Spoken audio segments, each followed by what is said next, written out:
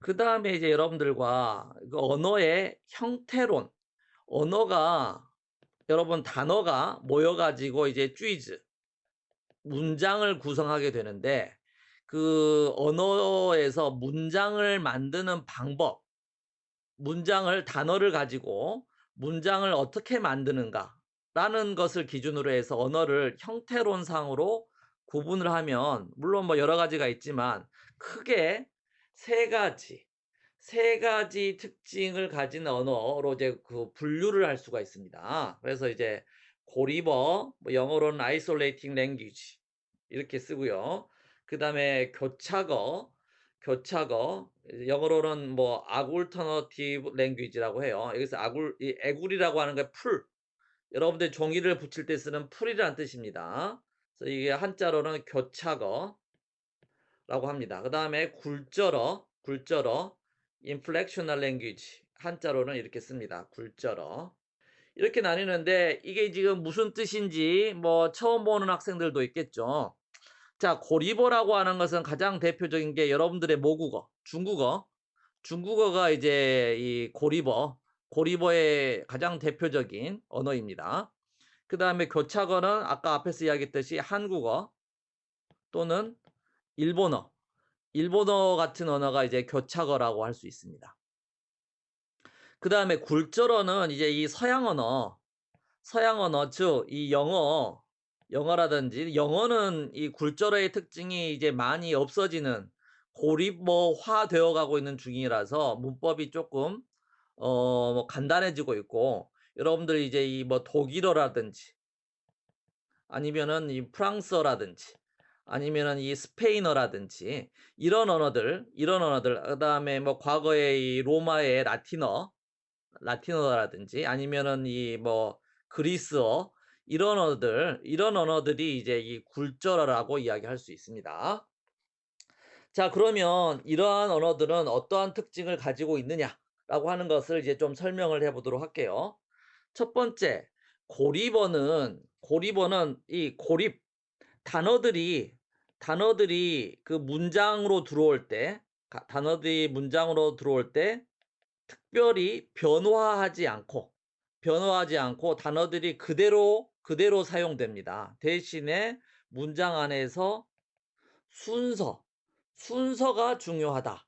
이러한 특징을 가지는 게 고리버라고 할 수 있어요. 무슨 말이냐? 자, 여러분 중국어에서 여러분 나는 너를 사랑해를 중국어로 뭐라고 하죠? 나는 너를 사랑해. 我 아이니라고 이제 하지 않습니까? 그렇죠? 그렇죠? 여기에 사용되는 단어는 나, I, 사랑한다, 니, 이 세 가지 글자, 세 가지 단어가 이제 사용되는 거예요. 여기에는 이게 이제 문장을 만들면서 이 세 가지 단어가 특별히 변화가 없습니다. 그리고 이 문장 안에서 보면 이게 주어고, 이게 동사고, 이게 목적어죠. 이게 주어라는 것을 우리가 어떻게 알아요? 이게 목적어 삐뉴이라는 걸 어떻게 알아요? 이거는 이제 순서로 우리가 판단을 하는 겁니다.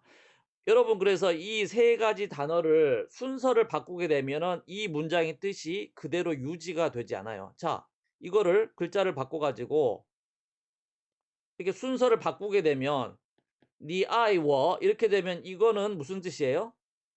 이것과 같은 뜻입니까? 정반대죠. 이게 이렇게 바뀌게 되면 나는 너를 사랑해가 아니라 네가 나를 사랑해가 됩니다. 왜 이렇게 돼요?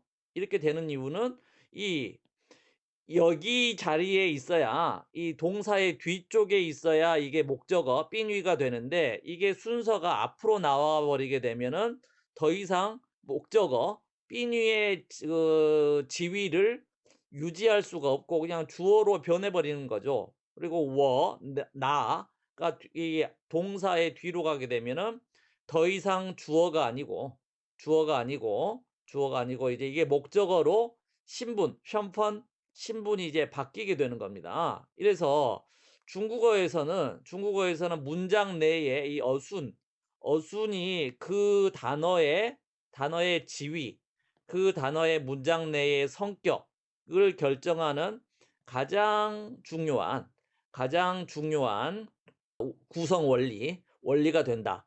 이러한 특징을 가지는 것을 이제 고리버라고 이야기합니다. 그래서 이 중국어가 가장 대표적인 고리버의 특징을 가지고 있는 언어다라고 이야기를 할 수 있습니다. 그리고 이제 부차적으로 이 중국어에서는 뭐 동사 변화도 그래서 없고 동사 변화도 거의 별로 없고 여러 가지로 문법이 그러한 면에서 복잡하지 않게 보이죠. 복잡하지 않게 보이는 특징을 가지고 있다라고 할 수 있습니다. 자, 그다음에 교착어. 그래서 이 교착이라는 이 교착은 이게 이제 풀이 붙다라고 하는 의미죠. 그래서 이 교착어는 아까 말했듯이 한국어나 일본어 같은 언어가 이 교착 언어입니다. 자, 아까 이 워아이니와 비교해서 봅시다. 한국어에서는 이 워아이니를 문장으로 표현하려면 어떻게 돼요? 같이 이제 나라고 하는 게 필요하고, 그 다음에 사랑하다라고 하는 동사가 필요하고, 너가 필요하겠죠. 너가 필요합니다. 그런데 한국어는 어순이 목적어가 중간에 가야 되니까 너를 여기다가 집어넣어야 되겠죠. 그래서 너 사랑하다. 이렇게 하면 한국어에서는 이게 이제 완벽한 문장이 됩니까? 아직은 아니죠. 아직은 아닙니다. 왜? 뭔가 부족해요. 뭔가 부족해. 그래서 한국어에서는 여기서 이 나가 주어라는 것을 표시하기 위해서는 뭐가 필요해? 쭈츠, 조사가 필요합니다. 나는. 그 다음에 너가 목적어라는 것을 표현하려면은 너 다음에 을르를 해서 이거를 목적어를 만드는 조사, 르를 붙여줘야 됩니다. 그쵸? 그 다음에 동사도 중국어에서 동사를 원형 그대로 쓰면 물론 뒤에 이제 뭐 러라든지 뭐 너라든지 뭘 붙이기도 하지만 기본적으로 동사가 변화하지 않지만 한국어에서는 이 서술어 동사나 형용사가 원형 그대로 쓰이는 경우는 별로 없어요. 뭔가 변화합니다. 그래서 이렇게 나는 너를 뭐 사랑해, 사랑하고 있어, 이런 식으로 이 서술어 동사 형용사도 어미 변화를 해서 이 문장 안에서 이 사랑하다가 어떠한 느낌을 가지고 있는지를 추가적으로 이 서술어 어미 변화로 이제 정보를 표현하고 있습니다. 그래서 나는 너를 사랑해라고 이제 표현합니다. 여기에는 이렇게 조사, 그다음에 어미 변화를 통해서 마치 추가적인 사항이 이렇게 마치 꼬리가 달리는 것처럼 뭔가를 추가적으로 붙여서 이게 이제 주어이고 이게 목적어이고 이게 이제 서술어 변화를 하고 있다라고 하는 사실을 표현을 합니다. 이러한 문법적인 특징을 가지는 것을 이제 이 교착어 풀로 뒤에, 그러니까 쉽게 비유를 들자면 꼬리를 붙여서 이 문장 안에서 단어가 어떻게 사용되고 있는지를 이제 표현해 준다라고 하는 의미에서 이것을 교착어라고 말할 수 있습니다. 자, 이렇게 교착어는 이렇게 이제 꼬리를 붙이는데, 꼬리를 붙이면은 이 단어의 신분이 명확하기 때문에 이제 이 순서는 고리버만큼은 중요하지 않아요. 그래서 원래 뭐 문법적인 순서를 이렇게 말하기는 하지만 순서가 조금 바뀌어도 의미 전달이 됩니다. 그래서 나는 너를 사랑해를 너를 사랑해, 나는 또는 뭐 내가 사랑해, 이렇게 말하면 이 문장이 틀립니까? 일반적인 문장의 순서는 아니지만 이렇게 말해도 되는 거예요. 이렇게 말해도 의미가 전달이 됩니다. 중국어에서는 니, 아이, 워라고 하면은 아이, 니와는 이게 다른 의미가 되지만 나는 너를 사랑해 라고 말하는 것과 너를 내가 사랑해 라고 말하는 것이 의미가 다르지 않아요. 그다음에 사랑해 너를 내가 이렇게 말을 해도 이게 의미가 물론 이제 이 감정은 달라져요. 문장의 느낌은 좀 바뀌지만은 이 문장의 뜻은 바뀌질 않습니다. 알겠죠? 알겠죠? 그래서 한국어에서는 이 교차어라는 특징 때문에 단어 뒤에 꼬리를 붙여줘서 이제 이 문장의 순서가 조금 바뀌어도 의미 의미 변화가 없게 된다. 그것은 이 조사와 어미 변화를 통해서 단어의 신분, 단어의 문장 안에서의 이 성격이 규정이 되기 때문에 정해지기 때문에 순서가 고리버 중국어만큼 중요하지 않다라고 하는 그런 의미입니다. 이해 갑니까? 이해 갑니까? 자, 그다음에 굴절어를 봅시다. 굴절어는 이 서방 언어라고 했죠. 굴절이라고 하는 것은 무슨 말이냐? 이 단어가 문장 안에서 이 아까 말했던 뭐 신분, 주어냐, 목적어냐, 또는 뭐 부사어냐 이런 것들을 표시하기 위해서 단어가 변신을 한다라고 하는 의미입니다. 단어의 모습이 변화한다라고 하는 그런 의미예요. 알겠죠? 자, 다시 봅시다. 아까 이 나는 너를 사랑해 오아이니를 영어로 표현을 해봅시다. 영어로 표현하기 위해선 이 세 가지가 있어야 되니까 나가 I죠. 그 다음에 너에 당하는 것이 이제 you죠. I는 영어로 뭡니까? love죠. love죠. 이 세 가지 단어를 가지고 이제 영어도 문장을 만들죠. 어떻게 만들어요? I love you 이렇게 만들면 되죠. 그래서 영어는 이게 뭐 you가 주어일 때나 아니면은 삐뉘 목적어일 때나 이게 변화하지 않으니까 이게 문법이 간단해서 설명하는 게 조금 충분하지가 않아요. 근데 I 같은 경우에는 주어일 때는 I지만은 이 목적어가 되면 이게 이제 me가 되죠. 이런 식으로 변해요. 자, 그래서 영어 말고 가령 이 독일어로 한번 해봅시다. 독일어로. 자, I는 독일어로 ich라고 합니다. 그 다음에 이 love는 리벤이라고 합니다. 그 다음에 you는 do라고 표현을 해요. do라고 표현을 합니다.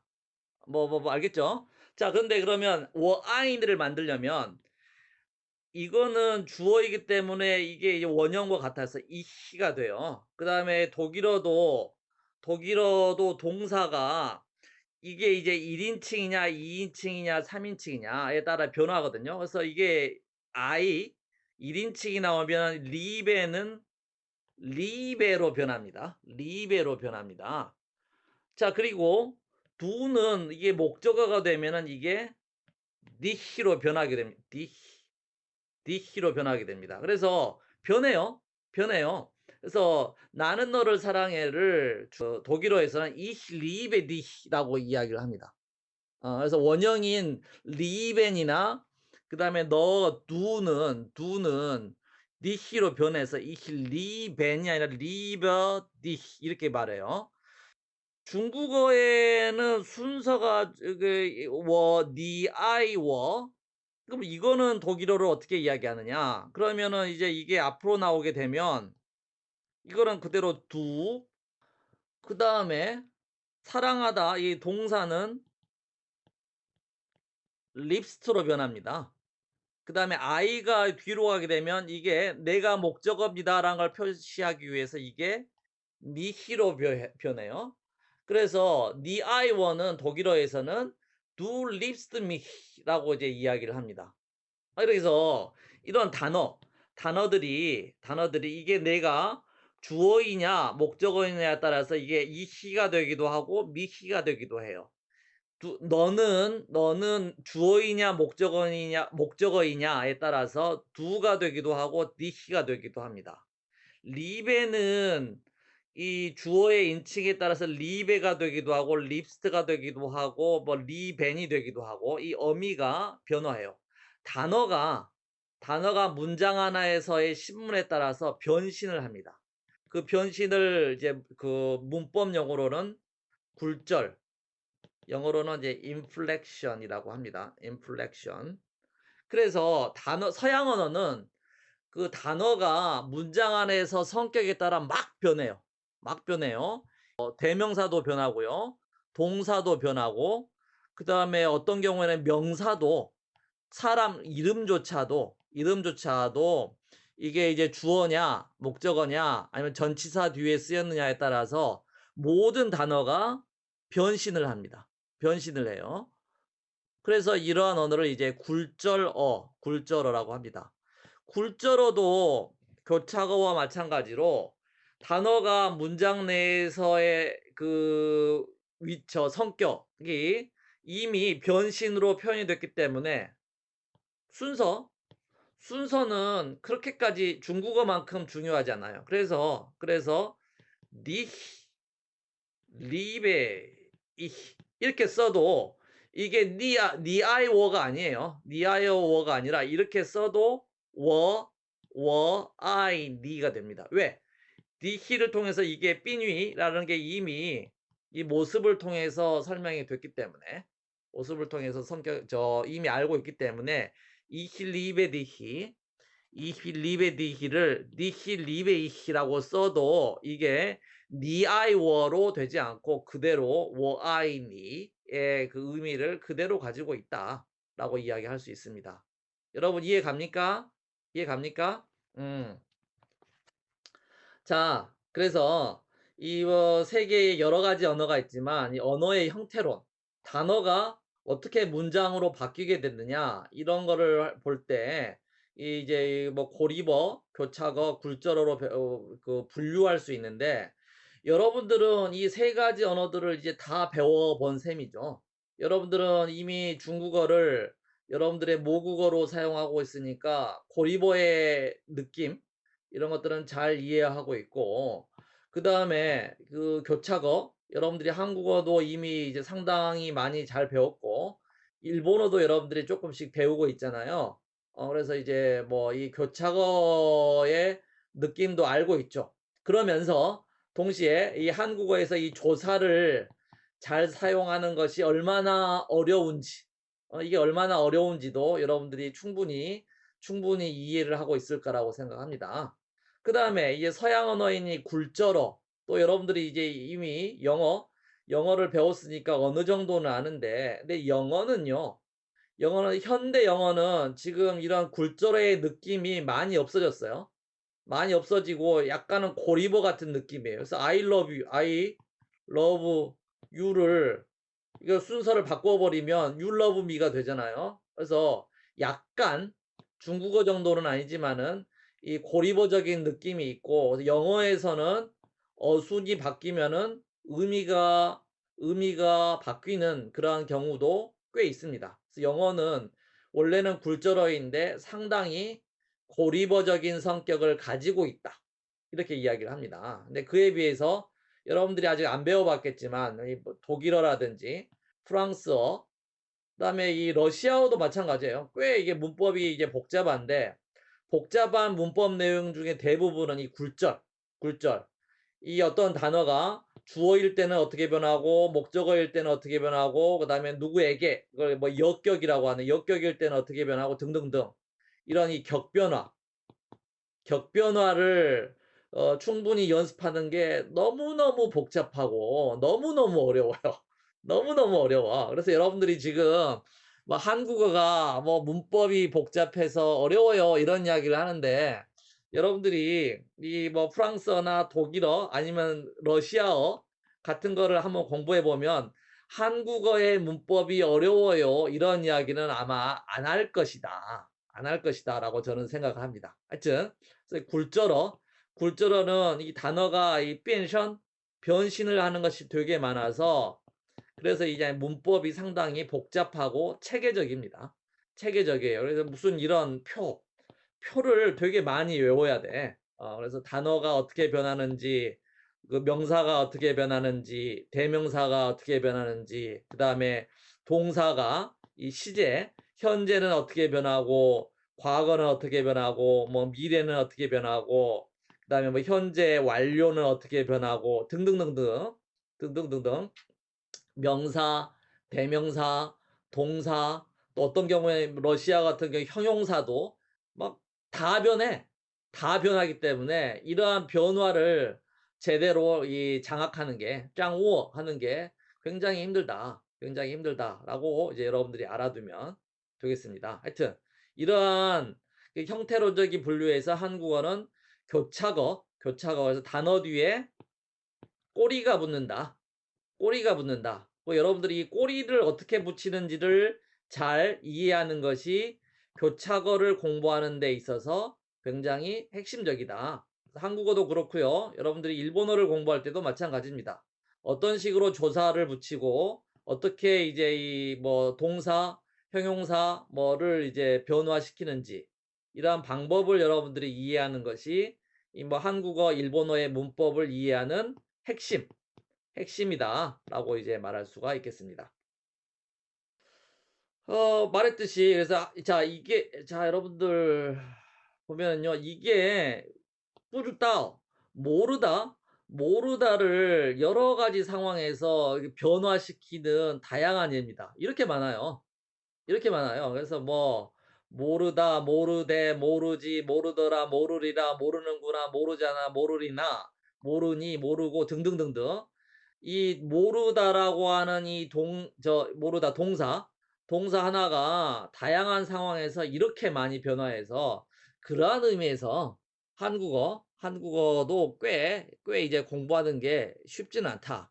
그래서 여러분들은 중국어가 세계에서 가장 어려운 언어다 뭐 이런 이야기들을 하는 것을 자주 들었는데 한국 사람들도 이런 게 꽤 복잡하다라고 하는 것을 느끼면서 한국어가 제일 배우기 어려운 언어 같아. 이런 이야기들을 한국 사람들끼리는 자주 합니다. 그래서 이제 자기 모국어가 얼마나 좀 불규칙하고 복잡하게 변하는지 이런 것들을 느끼면 야, 외국인들이 이거를 배우기가 쉽지 않겠네. 야, 이러한 느낌을 갖죠. 한국어에서는 이러한 이 용언, 동사나 형용사의 활용, 변화가 굉장히 다양하고 심하고 그래서 어렵기도 하고 여기에서 이제 이 어감의 풍부성, 풍부함을 표현하는 일종의 이제 수단이 되기도 한다. 이렇게 이야기할 수 있겠습니다. 많죠? 많죠? 자, 여기까지가 이제 한국어의 특징을 이제 여러분들에게 이야기한 거예요. 그리고 이제 지금부터는 지금 이제 어제가 한글날이었는데 이 한국이라고 하지만 이 한반도에서 한국어를 쓰는 사람은 역사적으로 어떻게 글자를 쓰면서 살아왔는지 한국에서 한반도에 있던 사람들의 문자 생활에 대해서 이야기를 해보도록 하겠습니다.